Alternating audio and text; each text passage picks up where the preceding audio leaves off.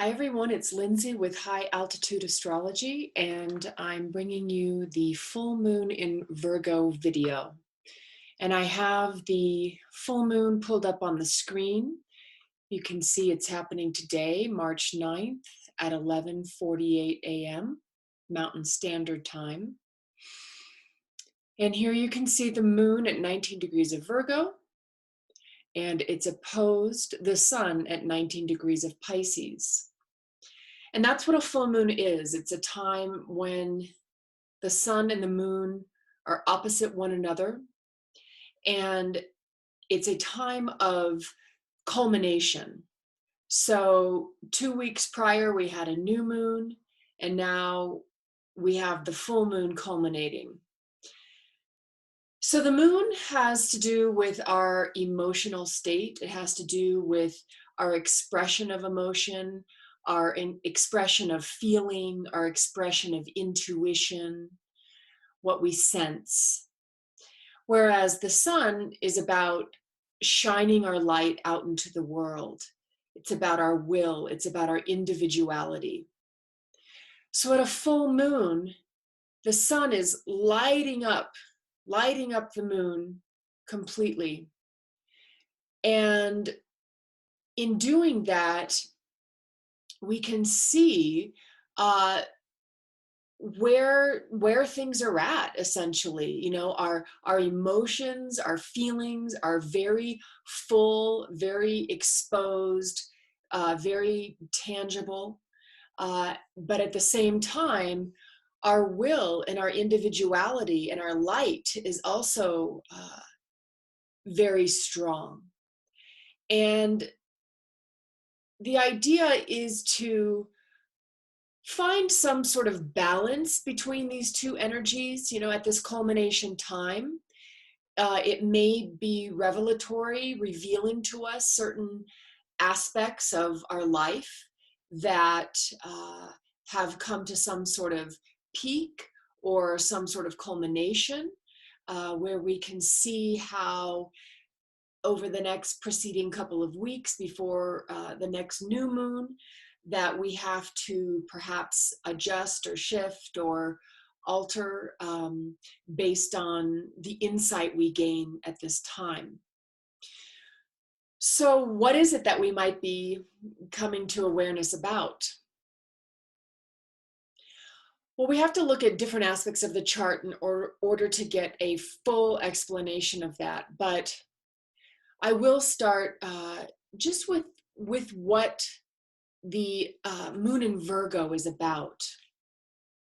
Again, if the moon is about the expression of our emotion, the expression of our feelings, our subtle intuitions that we receive and that guide us, Virgo, the second Earth sign of the zodiac, it's a mutable Earth sign.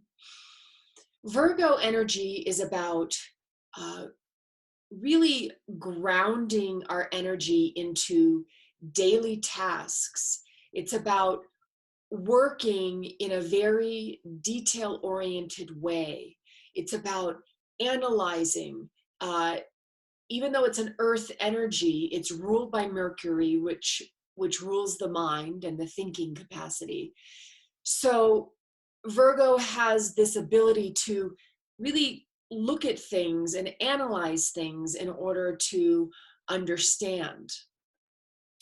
So Virgo also has to do with our health and the, again, daily tasks that we involve ourselves in that create a solid, kind of reliable foundation for our lives.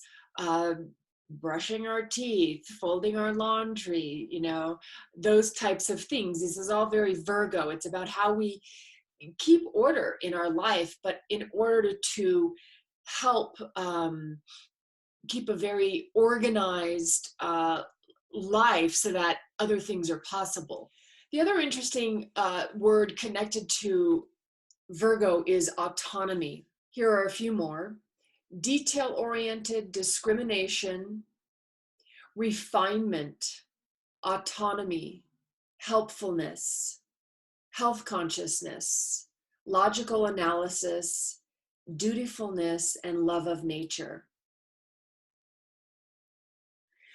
So you can see how Virgo energy is just about, in some ways, like repetition, doing things over and over so that we can actually become very good at things. This is how we become it's the energy of an apprentice. We do things over and over in this sort of humbled apprentice type of energy in order to master ultimately the skill of creating really beautiful creations in life. And of course, that's basically what the energy of Pisces is all about. So I wanted to go back to this word autonomy in some of the keywords for Virgo. And I pulled up a definition here from dictionary online, and it says the right or condition of self-government. I'm going to click on this and we can go a little bit further into this.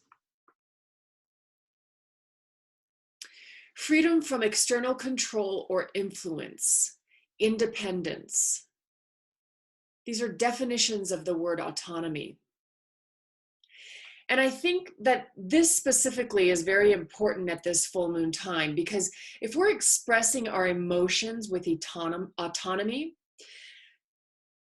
that is a key factor into how we are relating to our world around us with autonomy, with freedom from external control or influence, with independence, with the right or condition of self-government. And I think this is a very important part about this full moon time. Here's the moon very full of this Virgo energy of autonomy. And then opposite the full moon on the other side is this Sun conjunct Neptune in Pisces. Now, if the Sun again is our will and our individuality, Neptune is this energy of transcendence. Neptune is this energy of actually having our awareness move beyond the individual will to some larger connection with some larger force in life, a transcendent perspective, where we actually connect with, in some cases, you might call it God, you might call it love, whatever it is, it's this energy that's beyond connecting with just the individual self.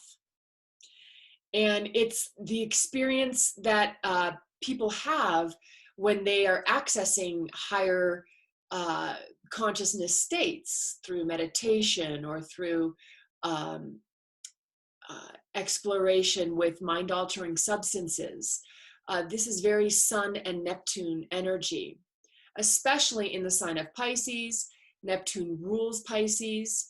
So this is a very, very creative energy too, because if we're expressing our will and our individuality in conjunction with Neptune, Neptune is our imagination and these very subtle attunement that we can have with other realities or other realms that bring us imagination, new ways of looking at things. But really it's more like this beautiful experience or sense that we can then put into creating in the world. And that's where you get, the beautiful artwork and that type of thing that people with a very creative connection can tap into. But there's something to be said here about, yes, it's great to be transcendent in our perspective and to be, have universal love and being able to really have that kind of perspective in life and connect to the world in that way. But it's also very important with the moon in Virgo energy, the full moon in Virgo, to be able to recognize the importance of autonomy, of self-governance, of our independence, because we can get very caught up with Sun Neptune in fantasy and in imagination, that we're not as grounded in reality and in the tasks of our daily routine that are required. We can get so caught up um, in some idea of something that's just going to carry us away to these beautiful places in the world and in our lives. But we have to also recognize that we've got to be responding to the world from a very grounded, practical, analytical, and again, self-autonomy kind of way. And I think that's what this full moon is pointing out, is that it's very easy for us to allow ourselves to get really swept away in the stories that we create around life. And, you know, a Sun Neptune can really make that will and that individuality feel like we are the victim of life at times. And that's another expression of this connection, because Neptune can be so overwhelming in its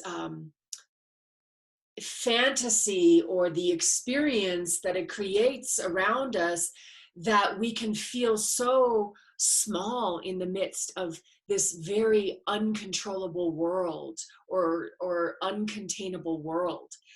And it can happen that then we lose track of our connection, of our intuitive connection, of that little knowing inside of us, that really is coming more from a place of like, where am I responsible in the midst of all of this? You know, where am I um, contributing to allowing myself to, you know, believe so much in something that I no longer have self-autonomy? I've just totally given myself over to whatever this is. And that's something that can occur with that Sun Neptune. And perhaps at this full moon time, we are seeing where we've bought into things, and where we felt like we've been the victim, or we've sacrificed so much for something, you know. um, why hasn't it turned out the way we want it to? Or or even just feeling like, yeah, I've been I've been taken advantage of. I've been put down, you know. I've been just, you know, however you want to say it, this feeling of just not really um, being strong in our individuality. And again, I think that this full moon time is showing us how we do, through all of our actions on a daily basis, contribute towards what we are creating in life, towards the fantasies, towards the beauty, towards the creativity that we are putting out into the world. I'm thinking of an example that I've been hearing from clients recently, where there's just a lot of feeling of like not believing what's happening, you know. Let's say, for example, in a relationship, I just don't believe that this is the truth of it, you know. It's ending, I just don't believe it, you know. But that is a sneaky way of the ego, which is the sun, of denying reality, you know, which is the moon in Virgo, this ability to kind of really get the feeling of what actually is occurring. You know, the moon, the sun and Neptune is sort of like, no, you know, this can't be happening. And then, oh, and look what that they did to me and all the things they said to me and the way they made me feel. You know, there's a lot of story around it all. But really, when it, from another perspective, what it comes down to is, you know, we have, that's our ego saying, you know, I'm hurt and I want to blame somebody for it, basically.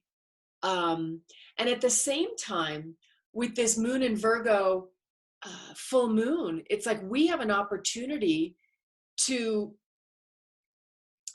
pull ourselves up by the bootstraps and get on with our day-to-day life, creating on a day-to-day basis the life that, you know, we want to live in our personal authority. You know, we have that option too. We can live in this, you know, regret and fantasy and illusion of, oh, well, maybe it will work out again, maybe it will come back again, you know. But this moon in Virgo is sort of like, all right, let's look at this logically. You know, this isn't working out, and therefore, what do we need to do? It's very practical, it's very grounded, it's very earthy, earth-oriented, and really what it's saying is focusing on taking care of ourselves. You know, the moon is all about what makes us feel secure and nurtured, and at home. And this is saying Virgo stuff right now, focusing on your health, focusing on your diet, focusing on clearing and cleansing, focusing on the day-to-day tasks that we can do in order to build our lives up. I also want to talk about how this idea of transcendent awareness and how we can really desire to see the oneness of everything, and that we are, you know, this is a concept of non-duality where we're all made up of the same thing. Everything that's occurring is just consciousness in its varied forms. And that can be a very helpful way of seeing life as we're trying to evolve our consciousness and grow our consciousness. I also think it's important, depending on what level of consciousness we're operating at, to recognize that that it is also important to take care of ourselves in the midst of having this expanded awareness. They go hand in hand. And it's very important not to, you know, as you are expanding your awareness in that way, we also need to be conscious of the fact that if we are in a situation that isn't healthy for us, moon in Virgo, we need to take steps in order to resolve that. Just because we can see with an expanded awareness, and that's probably not even real true expanded awareness, it's probably our sort of ego tricking us into thinking we're looking at things with expanded awareness. But if we are beginning that path of trying to evolve our consciousness, we still need to, I mean, Virgo comes before Pisces. We still need to be in this awareness of, what do I need to do in order to take care of myself? You know, I need to get out of a situation if I am being physically abused. I need to no longer, you know, be interacting with a person if that person is not loving me and supporting me. You know, if that person is saying to me, this is over, I don't want to be together anymore. You know, the moon and Virgo energy is like, okay, how do we logically, rationally handle this? How do we regain our self-autonomy and no longer be operating out of this, you know, Sun and Neptune victim consciousness? You know, we've got to move forward, you know, and take the little steps, the baby steps, very much Virgo, on a day-to-day basis in order to get ourselves back together and regain that personal autonomy in our lives. It's very important at this time. And I feel a lot of people are looking at that or not looking at that, but that's what part of this full moon energy is really about. It's showing us, yes, we can be compassionate and we can be loving and we can have transcendent awareness experiences, but at the same time we can't forget that we have to take care of ourselves on a daily basis and do the things that it takes in order to create a foundation for us to continue to successfully pursue spiritual goals. And even with creativity, it's like creativity doesn't just occur. You've got to practice at your creativity. You have to put in the time every day, growing and expanding your skill and your craft. That's what Virgo is all about. It's apprenticing. It's the details, and it's practicing the details in order to ultimately get to this very highly evolved creative expression. So I want to take the opportunity to read the inside degrees of this full moon by Elias Lonsdale. And this is what he says about Virgo at 19 degrees. A fire-breathing dragon the size of a mouse. Big things and little things trade places. Big things become off-screen, too demanding and formidable, oppressive. Little things become unquenchably full of life, and there tend to be entered upon with passionate conviction. Little things proliferate wildly. Soon they are everywhere, clamoring, yearning, asking for attention and energy. Each little thing grows very big. Incarnation, embodiment. Coming to the brink of immense commitment into the earth, you have a craft, a fine touch of beholding, witnessing, and responding to each facet of life unto itself. The most rigorous of paths, to be there into the details.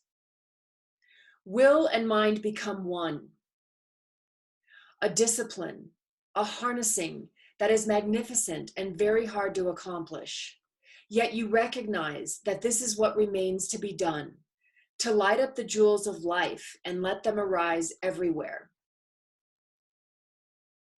This is a really profound writing to me. I feel like it's talking about how to bring awareness into your life. And in order to get to a transcended, bigger place of awareness and consciousness in our life, it actually takes paying attention to the small details every moment.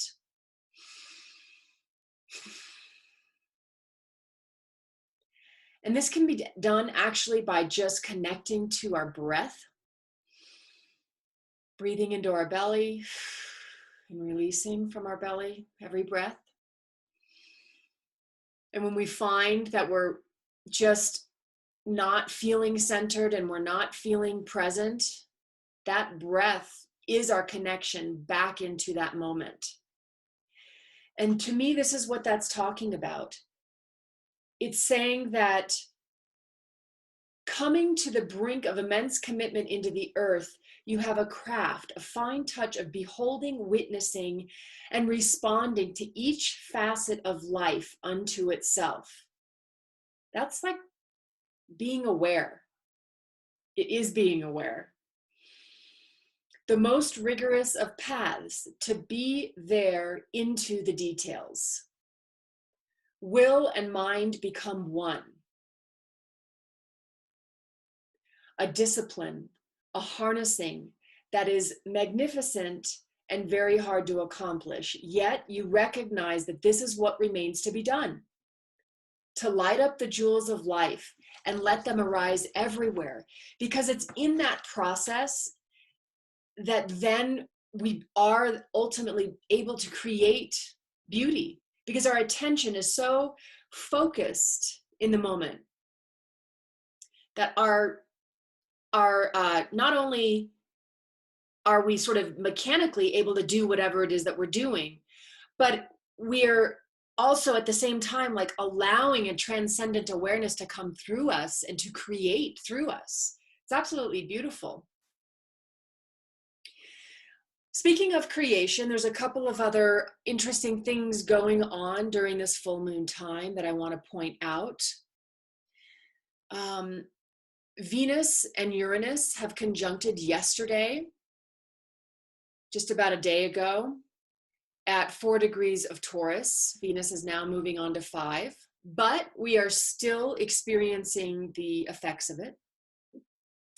And Venus in Taurus, Venus is also about appreciation of beauty, valuing beauty. It's also about our own values, what we find beautiful, what we value in life. And in Taurus, the sign that Venus rules, Taurus is how we express Venus. So we will express it with patience. We will express it with persistence. We will express it with the pursuit of security. We will express our beauty and our loving nature with consistency. This is what Venus and Taurus is all about. Now, with it having just conjunct Uranus, Uranus is very different than Venus, although if you look at the glyph of Uranus, I've been noticing this lately, it's Venus upside down with these 2 ears on the sides of Venus. So that's interesting. It's like turning the principle of Venus, of love, of beauty, of relationship, upside down on its head. And then it's got these little antenna ears bringing information into Venus, turned upside down. Uranus is a lot about change. It's a lot about it's about progress. It's about evolution, but it can be experienced as shock or change because it's bringing in something we're not used to. But it does have this relationship to humanity and to evolution and to progress. So going back to the symbol, it's like it's turning the energy of beauty kind of upside down on its head and allowing for something new to come in. It doesn't mean that beauty's not still there. It's just this insight is in some ways more prominent, and it's got Venus turned upside down, so it's almost like she's not operating at the same way as normal. She's receiving. And this is what Uranus is all about. It's about innovation. It's about science. It's about looking at things from a totally different way. So when we've got Uranus and Venus together, it's suggesting that our values, our way of relating to relationships, what we value, is kind of being turned up on its head. And it's in the sign of Taurus. So again, it's highlighting even more so the things that we value, the material world, our relationship to money. I have been seeing this energy as like we are collectively, because Uranus is an energy of the collective, are having to look at what we value, and it's helping us ultimately to kind of evolve our relationship to what we value, because the way that it's been going, we're seeing how the things we value are destroying our climate. That's a very big, obvious one. But if you bring it down to even just the way we relate in relationships, this is talking to us about how we are in relationships and what needs to be evolved in the way that we relate in relationships. It's almost like we've got to change our relationship to relationship in order for some of this change to happen in the outside world. I wonder how relationships are going to look like 50 years from now. I mean, Uranus is going to be in Taurus for the next 6 years, so it's going to be continuing to change things for us over the next 6 years. But there's something that's being shaken loose with Uranus in relationship to what we value in relationships, because that's changing and the results are going to be very interesting. Because we can't keep going in the way that we've been going. And so I feel like this Uranus Venus it's shaking us up in the realm of relationship for the benefit ultimately of like humanity and evolving. It's hard for us, Venus and Taurus, to really understand that and get that, because we're like, oh, we just want it to stay the way it's been. We just want those relationships. Something shifting and changing around relationships. And this Uranus-Venus conjunction is just giving us a little shot of how we need to open our minds to what is shifting in the realm of relationships. And then again, going back to this full moon time, it's like personal autonomy, in the midst of this really wanting to express, live in a fantasy about things.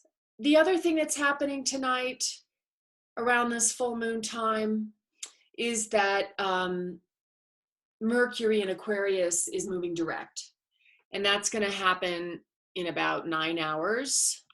We can see here at 9:49 p.m. Mountain Standard Time, Mercury is turning direct.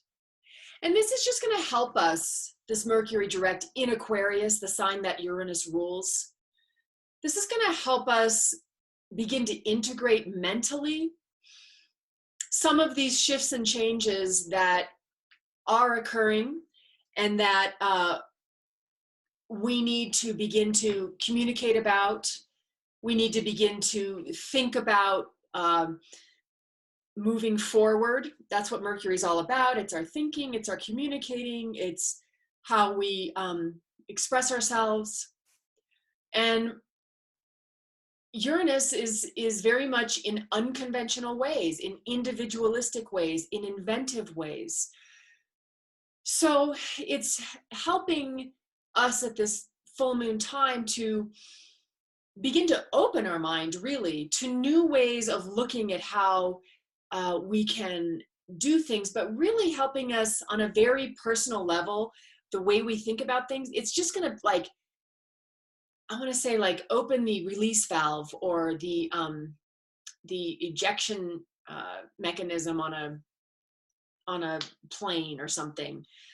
It's going to release some pressure and help us to kind of integrate maybe some of these shifts and changes that have been going on and have more of an open mind moving forward. It's also just going to give us a more independent oriented perspective. We're not going to be as attached to the way we've thought about things, perhaps, because that Pisces retrograde time really drug us through a lot of the emotional realm around things. But this is a different energy, this Uranus in Aquarius, and it's now, this Mercury in Aquarius is now coming online and in its direct motion. And now we can really begin to start getting it all out, start talking it all out, communicating about it, thinking about it with this kind of fresh, open mind, Aquarian, new way, inventive way of looking at things moving forward.